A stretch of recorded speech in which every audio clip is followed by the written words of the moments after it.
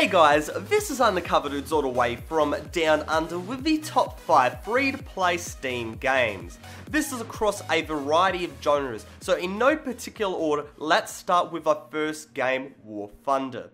Now, War Thunder is a multi-combat game by Gaijin Entertainment. On the surface, for the casual gamer, it features easy to pick up and play plane and tank combat, which has a relatively forgiving learning curve. But for the hardcore player, there are realistic modes that truly bring out the near-perfect replications of these historic and modern vehicles, of which there are more than 350 in aircraft alone.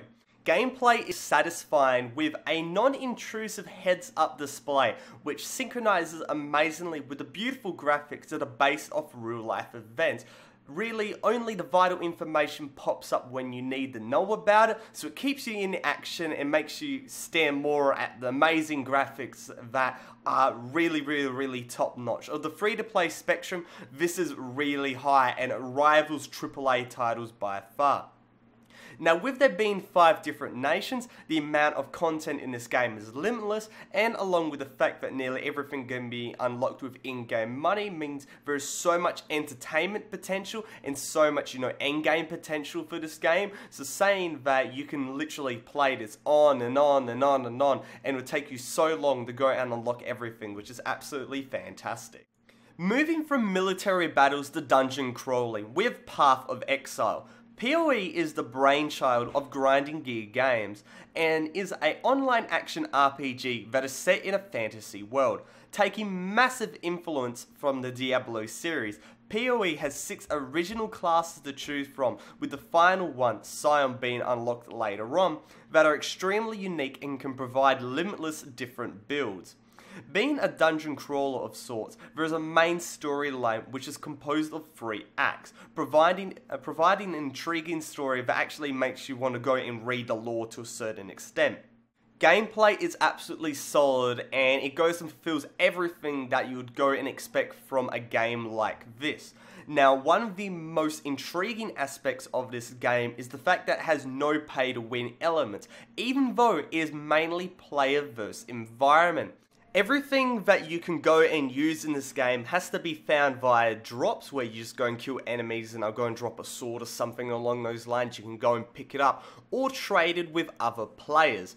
And overall, Path of Exile was one of those RPGs that you can expect that if you started just playing it and you had no idea about the game, to be really grindy. You just grind and grind and grind and grind, but the game is really fresh, and even on, playthroughs, you play once on one difficulty, then you do it on another difficulty, the game is still fresh. And after putting in more than 70-80 hours on this over the holidays, I'm still having a ton of fun with this game, and it's definitely one of the best RPGs I've played in a very long time.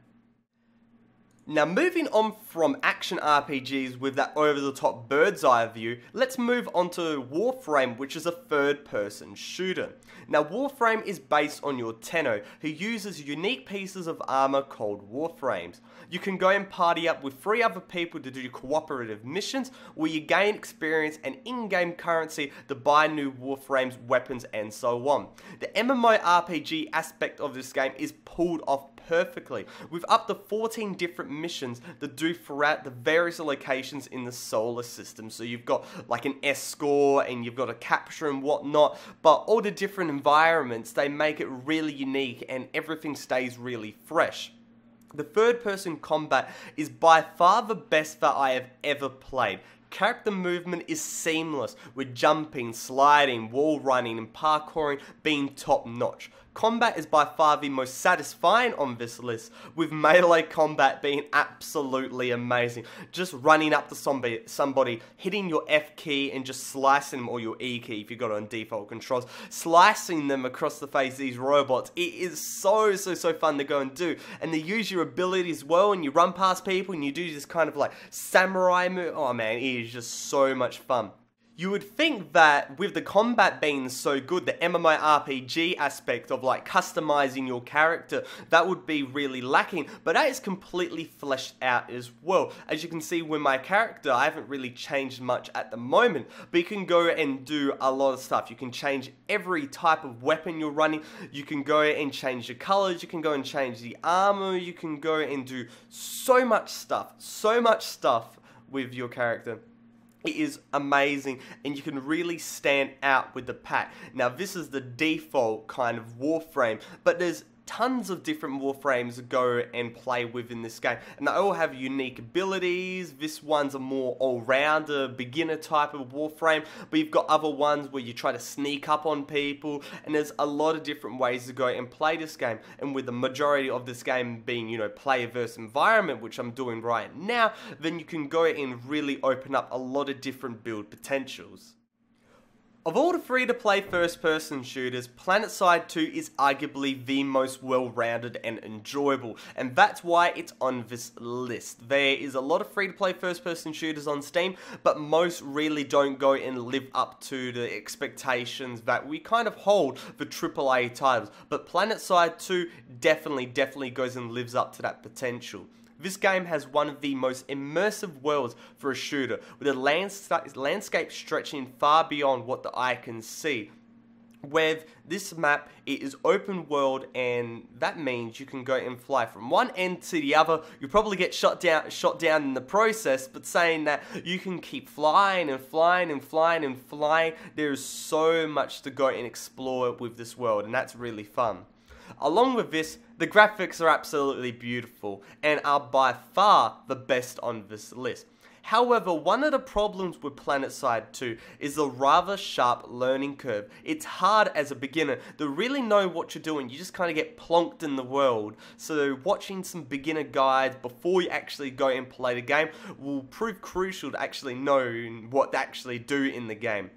Because when you first hop in, you're like, alright, let's go and hop in a ship and shoot some people, but the game is much bigger than that. You could go and capture objectives and work as a team to really go and do anything. But once you've gone and actually worked it all out, you can go and manipulate the rather infinite resources, which include ground vehicles, small fighter planes, massive infantry carriers, and more. This means that the massive battles that you can see on the screen actually do happen, and even borderline wars can go and occur as well. This makes for absolutely amazing experiences. For example, trying to go and siege the Crown, which is like the epicenter of the world, is one of the, you know, most biggest scale things I've ever done in a free-to-play game, or a game in general. Now, all these amazing experiences are helped tenfold by a fantastic character movement and gameplay. The way the guns actually work and the way the characters move are really solid.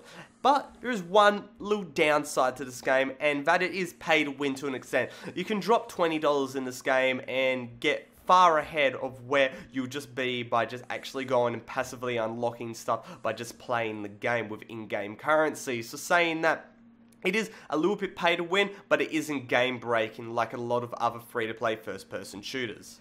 To round out the 5, we have a relatively new free-to-play game, and that is Nosgoth. It's a third-person hack-and-slash fighter made by Square Enix. Despite being in open beta for only a few weeks, Nosgoth is a breath of fresh air for the genre with its easy to pick up but hard to put down combat. Simply, there are two sides, the vampires and the humans.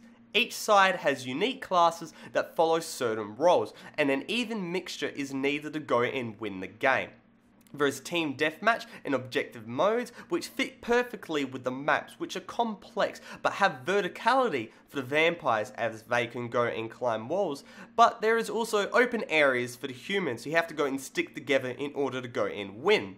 The combat is extremely fun. You can just go and mash left click and just spam abilities if you want to, but if you want a bit more complexity, you can actually go and try to chain together abilities and probably be a little bit more successful, but it's still really good for the noobs. There's also no pay to win element, so I can automatically go and foresee this game being a free-to-play staple in the very close future. Make sure to go and keep your eye out on this game. I have a few honourable mentions, and these games are basically so popular that putting them in the list would just be rehashing stuff that people already know.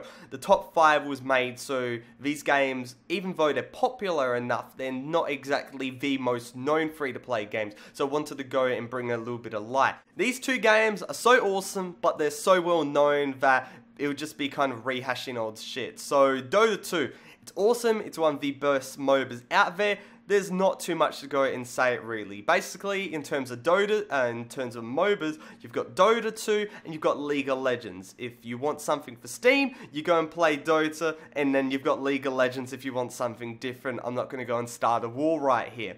Now, Team Fortress 2, it's one of the best first-person shooters out there, free to play or not. It's been covered one too many times, I'm not going to go really in-depth with it, but it's cartoony, but it still has a super competitive element that a lot of free-to-play games really don't have. Hopefully you guys enjoyed this list. I'll have links to all the games in the description below, and if you enjoyed it, make sure to go and give it a like rate and possibly subscribe to the channel. It would definitely go and help me out. But other than that, it's Undercover Dudes all the way from Down Under, out.